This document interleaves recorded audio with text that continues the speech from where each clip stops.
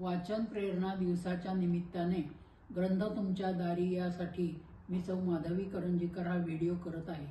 कादंबरी हा साहित्य प्रकार मला जास्त आवडतो, कारण त्यात लेखक आपले मनोगत विस्तृतपणे प्रकट करू शकतो। अलीकडेच माझ्या वाचनात आलेली अशोक समेळ यांची मी अश्वत्थामा चिरंजीव ही कादंबरी मला खूप आवडली। 700 पानांची ही कादंबरी महाभारताशी प्रामाणिक असलेली एकमेव कादंबरी आहे।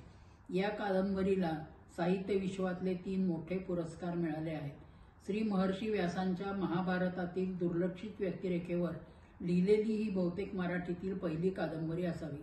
महाभारतातील लोकप्रिय विभूतींवर बेतलेल्या अनेक कलाकृती आजपर्यंत निर्माण झाल्या आणि भारतीय जनमानसाच्या कौतुकाला पात्र ठरल्या, परंतु अश्वत्थाम्यासारख्या काहीशा अनुल्लेखनीय व दुर्लक्षित खलात्म्यावर मराठीतून करुणामय व वात्सल्यमय चित्रण अशोक समेळ यांनी या कादंबरीत केलेले आहे। या अनेक संदर्भ ग्रंथांचे अवगाहन करून त्यांनी कोळशातून लखलखीत हिरा बाहेर काढावा, त्याप्रमाणे अनेक किलमिशात व दोषारूपात बुडालेल्या अश्वत्थामा या व्यक्तिरेखेला या कादंबरीत न्याय मिळवून दिला आहे। भारतीय आर्षकाळातील श्री परशुराम, हनुमान, बळीराजा, बिभीषण, महर्षी व्यास, कृपाचार्य व अश्वत्थामा हे सप्त चिरंजीव मानले जातात, परंतु अश्वत्थामा व्यतिरिक्त असलेल्या 6 पुरुषांचे चिरंजीवित्व हे त्यांना लाभलेले वरदान आहे। याउलट अश्वत्थाम्याचे चिरंजीवित्व हा त्याला मिळालेला दुर्धर शाप आहे असे मानले जाते। डोक्यावरील बळबळती जखम घेऊन दारोदार तेल मागणारा भ्रष्ट योगी असा अश्वत्थाम्याचा लौकिक आहे। गुरु द्रोणाचार्य हे महाभारताचे एक संहार केंद्र आहे। राजा द्रुपद या गुरुबंधूने ठोकरल्यानंतर त्याचा सूड उगवण्यासाठी कृपाचार्यांच्या शिफारसीने द्रोणाचार्यांनी कौरव पांडवांची चाकरी मुद्दाम स्वीकारली व धनुर्धर अर्जुनाकरवी द्रुपदाला धडा शिकवण्याची मनीषा बाळगली। अशा द्रोणाचार्यांचा एकुलता एक पुत्र अश्वत्थामा होता। अश्वत्थामा असा एक ब्राह्मण आहे ज्याला जगण्याची अत्यंतिक लालसा आहे। युद्धात पांडवांनी त्याला ब्राह्मण पुत्र व गुरुबंधू म्हणून प्रत्येक वेळी जिवंत सोडले तेव्हा त्याचे डोळे विकट आनंदाने चमकले आहेत। 8 फूट उंच भरदार शरीरयष्टीचा अश्वत्थामा युद्धाला घाबरणारा भित्रा होता, परंतु तो प्रचंड बाहुबल असणारा व पराक्रमी होता। तो शीघ्रकोपी होता। मातापित्यांचा अत्यंतिक आदर करणाऱ्या अश्वत्थाम्याला त्यांचा अपमान कुणी केलेला जराही सहन होत नसे।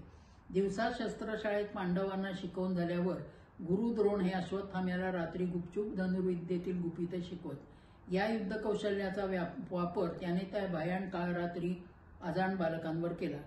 या कादंबरीत अश्वत्थाम्याचा मानसिक प्रवास नितांत सुंदर साकारला आहे। सातपुड्याच्या पर्वतरांगांमध्ये अस्तंबा या पर्वतावर एकाकी राहणारा अश्वत्थामा चिरंजीवत्वाचा शाप भोगत आहे। अश्वत्थामा नावाच्या पापभिरू द्विजाने महासंहाराच्या शेवटच्या पर्वात शस्त्र हातात का घेतले या प्रश्नाची उकल हे कादंबरीचे अपूर्व यश आहे।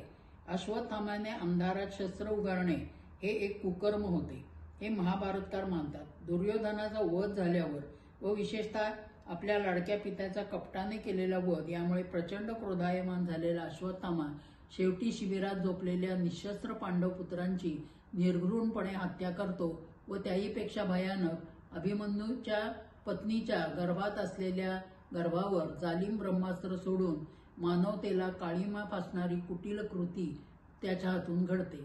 त्यामुळे क्रोधिष्ठ व उद्विग्न द्रौपदी कृष्णाला पांडवांकरवी त्याचा जन्मजात नीलमणी हिसकावून घ्यायला प्रवृत्त करते।